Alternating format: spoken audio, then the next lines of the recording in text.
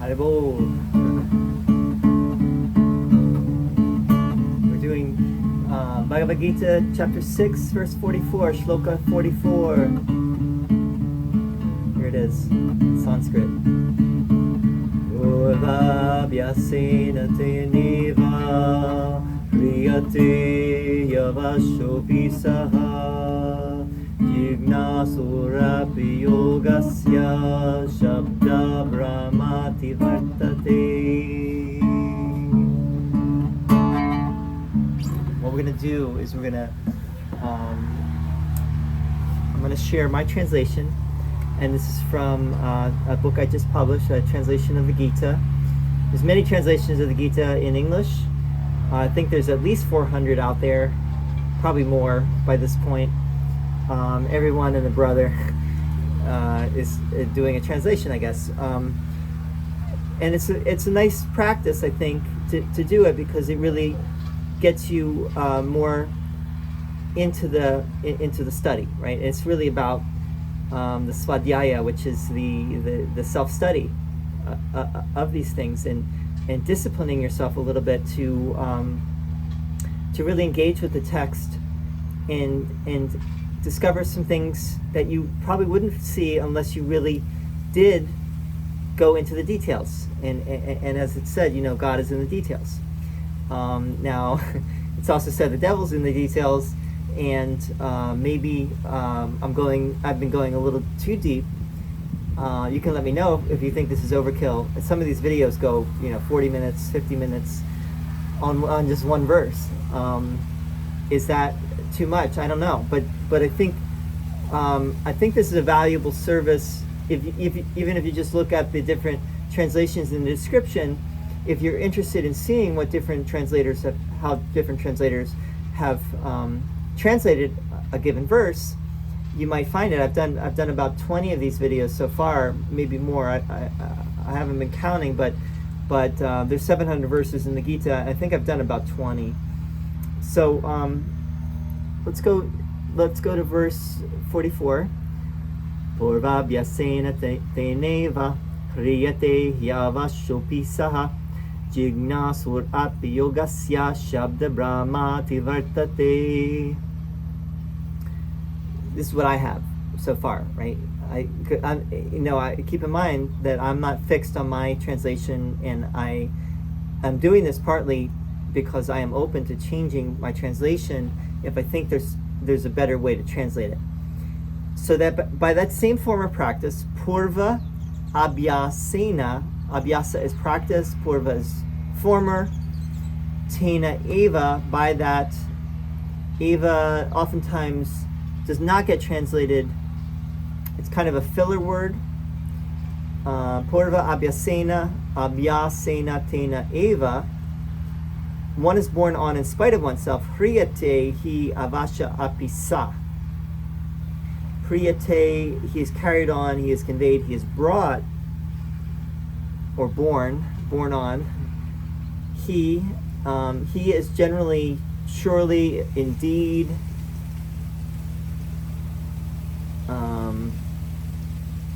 hyavaśha is without will, without wish, against will, helplessly. So one is born on willy-nilly. The word willy-nilly is an interesting word.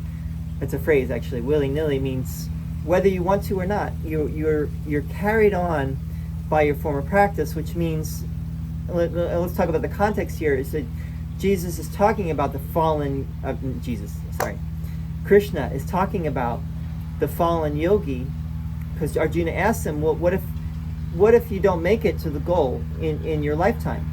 And Krishna, and maybe it would be good to read some of what Krishna says prior to this. But let's just finish this, and then we'll do that. So by that same form of practice, one is born on in spite of oneself, even one who merely wishes to know of yoga, jijñāsu api yogasya, transcends Brahma in the form of sound, śhabda-brahmā-ativartate. Ativartate would be transcends. Śhabda-brahma is the sound of Brahma, or Brahman in the form of sound. Now, śhabda-brahma is a technical term, and we'd have to really look at that, but generally the idea here is that one who merely wishes to know of yoga goes beyond the Vedas, right? Goes beyond the literal, let's say, the exoteric forms of religion, and goes onto the mystic journey, which goes beyond religion in its outer form, the outer trappings of religion, or maybe is a good way to put it. You transcend the outer trappings, and the outer trappings often involve doing religion, practicing your religion for not the highest purposes, right? You could be practicing your religion for all sorts of reasons, whereas what the Gita is getting at is that you do this to know yourself, right? And that would be the highest. That would be the highest purpose of practicing whatever religion it may be. So let's read a little bit of what came before. So this is 644, chapter 6, verse 44. And let's see, where are we now? So Arjuna says, "Oh Krishna, you are able to completely..." Let's see. No, sorry. 638. 637. Arjuna said, "One who is unable to exercise control, even though one has faith, whose mind wanders away from yoga, who has failed to attain perfection in yoga, what end do they meet, Krishna?" By the way, I hope this video does not turn off, because I just realized that I have limited space, but I'm going to do my best to make this as short and sweet as possible. And then he goes on, next verse, 38, "Fallen from both, does he not perish like a disappearing cloud, supportless, O mighty arm Krishna, bewildered on the path of Brahman? O Krishna, you are," and this is the next verse, 39, "O Krishna, you are able to completely dispel this doubt of mine. Other than you, no one is truly fit to dispel this doubt." So Arjuna has a doubt, and the doubt is, what happens if you don't make it to the goal, right? If you fall away from the path, if you backslide, right, and you don't make it to the goal in your lifetime.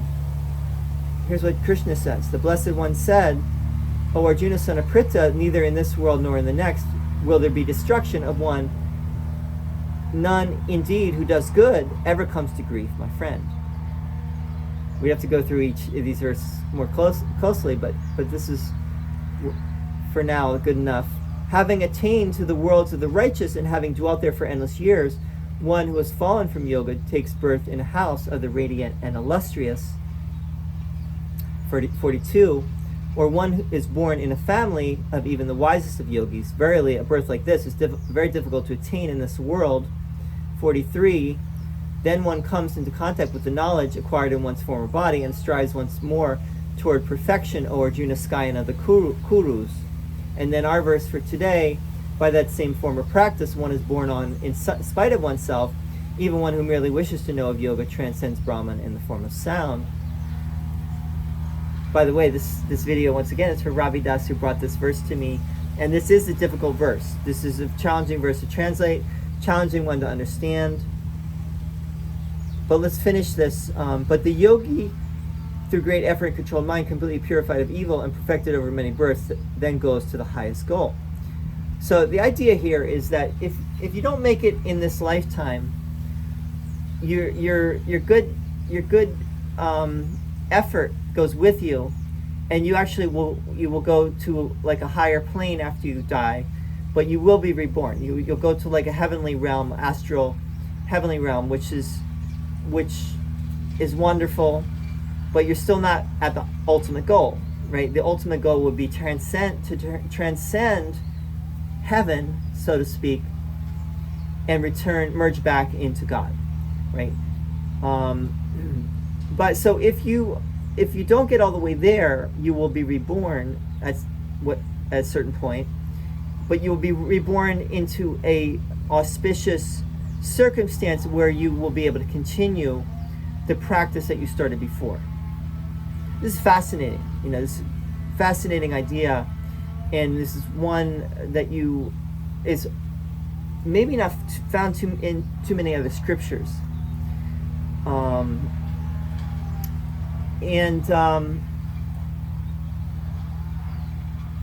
Okay, so I don't want to get too much into that. I just want to set the context. And the idea also is that, the general meaning, forget about the exact translation, but the general meaning here is that even if someone who's reborn, who has done that previous work in previous lifetimes, they're gonna get back into it somehow or another, right? That's the general idea. You're gonna get back into it, and you're gonna go beyond the external trappings of religion, right? Because the external trappings of religion can be a trap, right?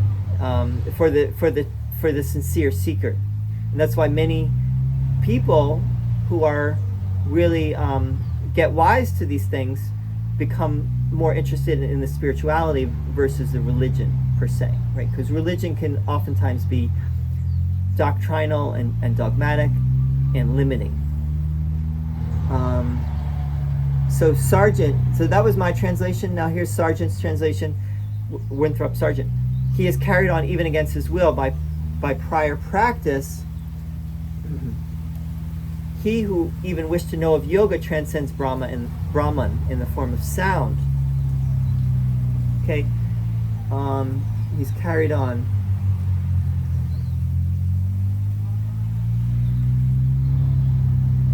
Now, in a way, it's like you want to translate this in a way that people will understand, I think, right? So one is born on in spite of oneself. Maybe it's not the best translation because this is my translation. It may be hard to understand, but I think Sargent's translation is also maybe hard to understand, even against his will by prior practice. Maybe that's more understandable than mine. He who even wished to know of yoga transcends Brahman in the form of sound. Now that is not very understandable, right? So let's see what other people say, because what is even one who wish to know of yoga transcends Brahman in the form of sound? What does that even mean? And then he has in parentheses, Sargeant has in parentheses, that is Vedic recitation. So in other words, and taken in context, this is more understandable because Krishna keeps talking about the Vedas, right? The transcending the Vedas, going beyond the Vedas. So it seems to be talking in that vein, meaning that you just by wishing to know about yoga, you will go beyond the external. Again, I like that term, the external trappings of religion. You will go beyond the words. You will go beyond, and you'll go into the deeper meaning, right, of what it all means. Shivananda, by that very form of practice, he is born on in spite of himself. That's the same, right? I use Shivananda's. Even he who merely wishes to know yoga transcends the Brahmic word. Now, what Shivananda does here is I would say he solves the problem of, do you translate it as Brahma or as Brahman? Because the two are different, right? So the Brahmic word solves that problem when he uses the term Brahmic, because it could be Brahma or it could be Brahman, right? It's hard to tell at that point. Nikolananda says, by the former practice alone, he is led on in spite of himself. So he translates eva as alone here, right? Eva can be translated as alone. By that former practice alone, and Shivananda translates eva as by that very former practice. Sargeant does not translate the eva, and I don't translate tena-eva. Well, I kind of translate it too by saying same, by that same form of practice.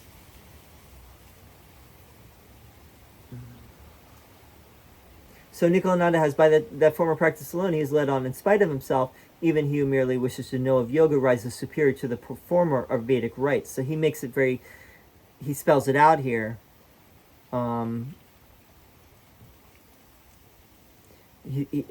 him it's about the Vedic, going beyond the Vedic rites, because the Vedic rites again are not necessarily the highest form of what we're aspiring to. So in a way, I think Nikalananda may have the most understandable translation so far. Feuerstein has by, and then in parentheses, by virtue of his practice, and then virtue of his practice in the previous, and then brackets, life, he has carried forward, brackets, even against, brackets, his will, brackets, if he, and then no brackets, is even desires to know yoga, he transcends the sonar world ground, śhabda-brahma. Now, I think this is clunky. I think this is too anal, personally, and not understandable. Not very understandable by the lay person. This is better for scholars, maybe. But not horrible either. I mean, it has a lot of brackets. And the brackets really are helpful, but do you need the brackets? I mean, it's good too, because what it does is it allows him to translate it both literally and also more, what it means to say. Whereas my and Sargeant's translations are more, and some of these other translations are more word for word, but then they're not understandable. But when he says he transcends the sonar world ground, but then he has śhabda-brahma-Brahman in parentheses, he doesn't have śhabda-brahma, he has śhabda-brahman.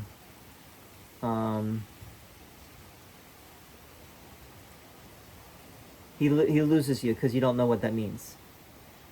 Radhakrishnan has, by his form of practice, he has carried on irresistibly. Even the seeker of the knowledge of yoga goes beyond the Vedic rule.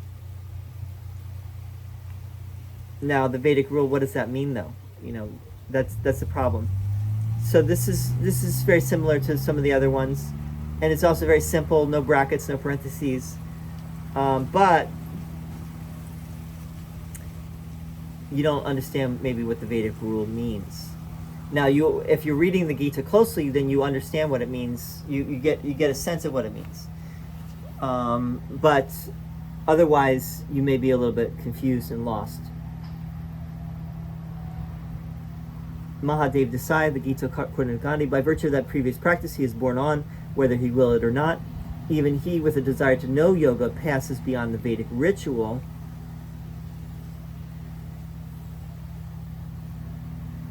Now, whether he will it or not is, I think, better in a lot of ways than some of these other translations, including my own, because it is more explains, is more descriptive of what it's talking about.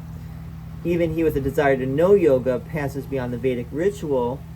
I think that's definitely better than Vedic rule from Radhakrishnan, but it still needs a little explanation there to be fully understandable. Now, by the way, I have a little note in my translation. I have a little note that it says, what do I say? I'm sorry. Let me look real quickly here. I have a note that says that is transcends mere Vedic recitation. Now, I could even add to that a little bit, I think, to make it more understandable even than that. But I added that note to clarify, because that is hard to understand. Juan Mascaro, because his former yearning and struggle irresistibly carries him onwards, and even he who merely yearns for yoga goes beyond the words of books.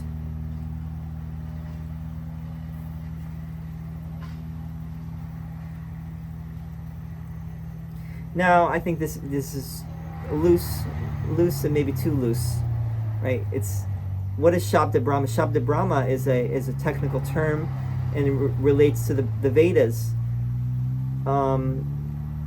He wants to make it more universal, but then you lose the specificness of it and how it relates to Sanatana Dharma or the Hindu tradition. And really it is talking a lot about the Vedas, right? So you don't want to lose that, I don't think.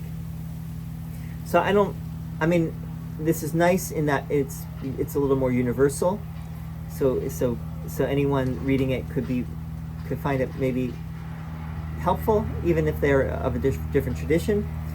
But it loses the original, import and the meaning of the original of the Sanskrit. Parama Karuna Devi, whatever she / he had attained in the previous life, because this is Parama Karuna Devi is a woman, right? Whatever, and I also try to keep it gender neutral. Whatever he had attained in the previous life will certainly create a spontaneous attraction, and then in parentheses towards perfection, because the seeker of yoga even transcends the regulations of the scriptures.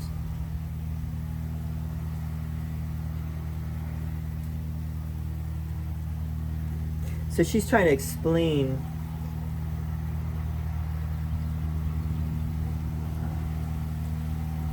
but it's still a little unclear, right? This is the first one that tried to explain, or connect the two lines here.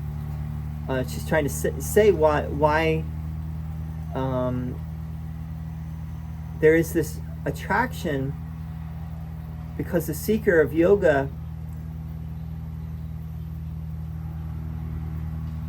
doesn't make a lot of sense unless she explains. She does have a lot of explanatory material in her translation, which is nice. She does a lot of commentary, and I have not read her commentary, but it looks like it's very good. But I don't think that translation taken by itself is that great, because it's a little hard to understand. Tilak.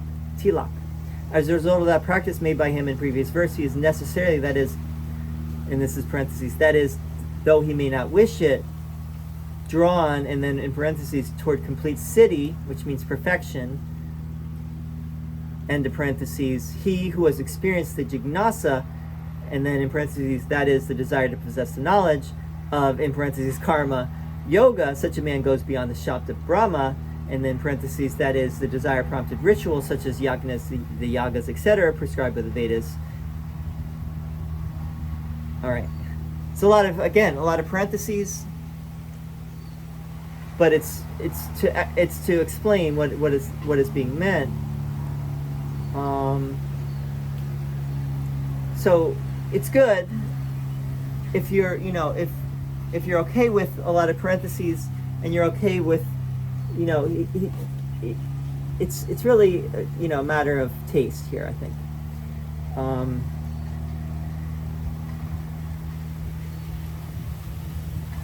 It does explain it, right? So that's good. I think everyone is really getting at the same thing, more or less, right? You have previous practice from previous births carried in, and that carries through into this lifetime, into your present lifetime. And whether you want to or not, you're going to find your way back to it, and you will go beyond the external trappings. That's the way I would look at it. You're going to go beyond the external trappings of religion. Prabhupada has, by virtue of the divine consciousness of his previous life, he automatically becomes attracted to the yogic principles, even without seeking them. This is a little different. Such an inquisitive transcendentalist stands always above the ritualistic principles of the scriptures. This is not bad. This is, also a little loose, a little free, but it's nice. Explains it a little bit more, I think. Jeffrey Armstrong, at a certain point upon hearing the Vedic sound vibrations that lead to Brahman realization, the yogi is reawakened to the intense desire for self-realization that was cultivated in the previous life. Once reawakened, they are compelled to continue the journey of yogic realization. Now, this is the first one that explains this differently, right? When you hear the śhabda-brahman or śhabda-brahma, that reawakens that knowledge from a previous life. And this is also good. What he's doing here is, because that's true for a lot of people, is that they hear Sanskrit, they hear the chanting, or they hear the vibrations, and that gets reawakened in them. But is that what the verse is really saying?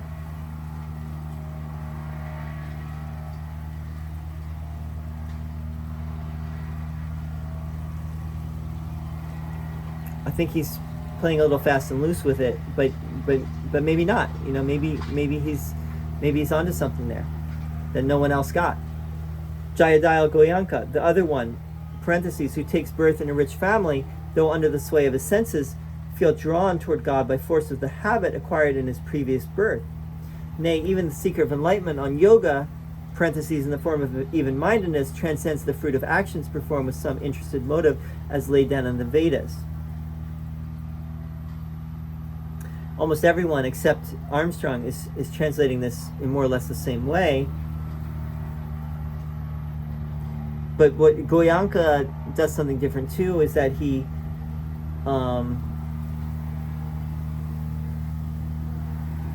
because Krishna gives two possibilities, that you would be born into a rich family, right, and which makes it possible to continue your yogic sadhana, or you will be reborn into a house of yogis, which makes it even more possible, right?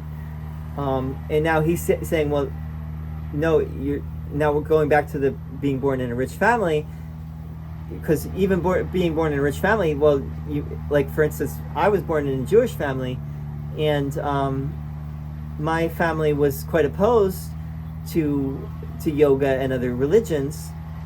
And I found my way back to it, even though there was that opposition, and even though I had opposition myself, within myself. So, he's bringing that in, right? BhagavadGita.org. Because of the strength of the previous practice, one is irresistibly attracted. Irresistibly has been used several times here. Different translators. Certainly, even the inquisitive in the science of uniting the individual consciousness with the ultimate consciousness, which is yoga, surpasses the ritualistic principles for fruit of actions in the Vedas. All right, so this is more or less the same as what we've seen. Narasingha, due to the practices of the previous life, they are automatically attracted to the yoga process. Simply by inquiring about the system of yoga, one transcends the rituals of the Vedas. Now, jijñāsu does not mean inquiring in the usual, it means wanting to know. Simply by wanting to know, inquiring might not be the best word. But everyone is translating, except for Armstrong so far, translating this the same way. Now, but just because everyone's doing it doesn't mean it's right. Sri Purohit Swami, unconsciously he will return to the practices of his old life, so that he who tries to realize spiritual consciousness is certainly superior to one who only talks of it. This is a little different too.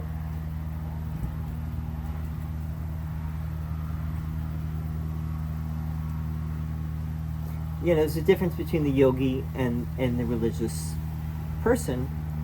Generally, a religious person is not a mystic, is not someone who wants to directly experience the truth, whereas a yogi or a mystic does. And that's what this person is going to find. They're going to go beyond the external forms of religion. Google Translate, by the same previous practice, he is taken away, even though he is uncontrolled. Even the inquisitive transcends the sound Brahman of yoga.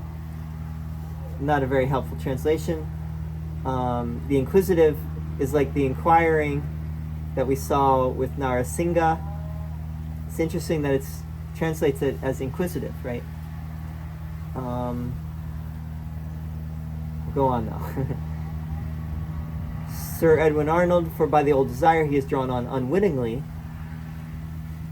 uncautiously, unwittingly, and only to desire the purity of yoga is to pass beyond the śhabda-brahma, or Brahm, the spoken Ved. He's using the Hindi way of writing these terms. And only to desire the purity of yoga is to pass beyond. Alright, so he has the basic idea too that everyone else is getting at.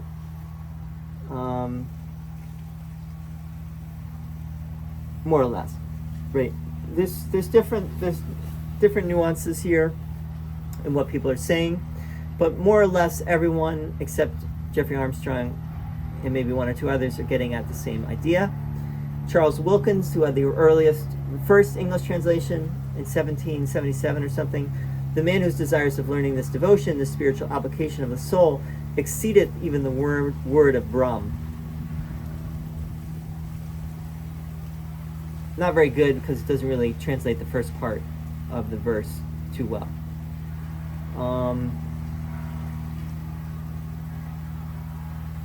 But definitely influential, right? And Sir Edwin Arnold was too. So let's go back. Pūrva-abhyāsena tena-eva hriyate hi-avaśho pisaha jijñāsur yogasya śhabda-brahmātivartate. Pūrva-abhyāsena tena-eva, by that same form or practice, hriyate hi-avaśha, one is borne on in spite of oneself, or one, whether one wants to or not,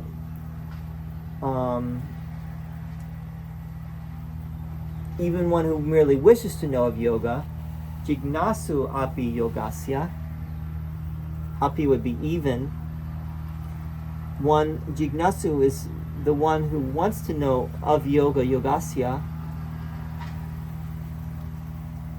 transcends Brahman in the form of sound, śhabda-brahmā-ativartate.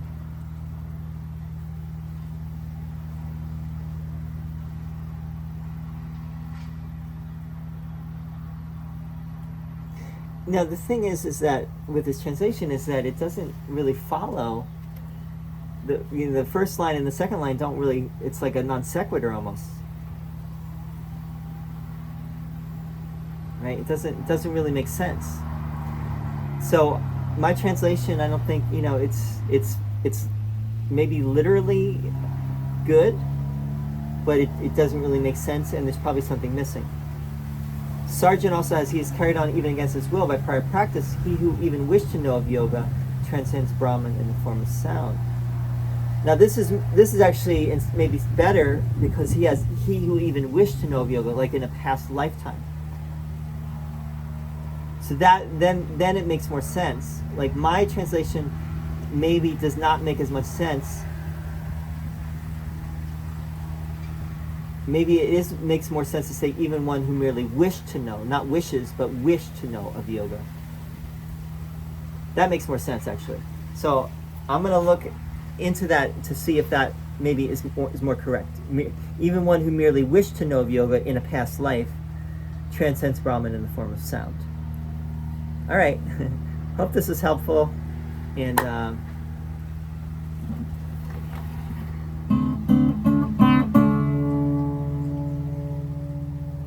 we have time for this.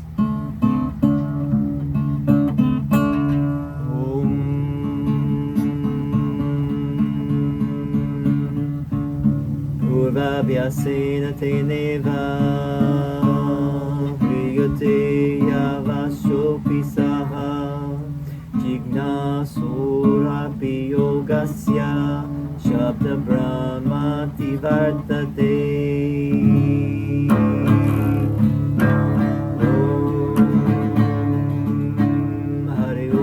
Tatsat, Hari Om Tatsat, Hari Om Tatsat.